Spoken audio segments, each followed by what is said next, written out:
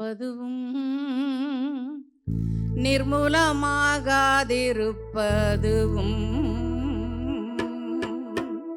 தேவனின் சுத்த கிருபை.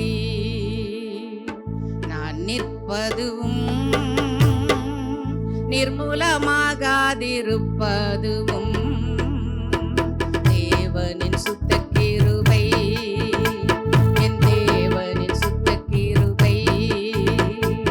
கிருபையினால் நான் வாழ்கிறேன், கிருபையினால் நான் உயர்கிறேன்.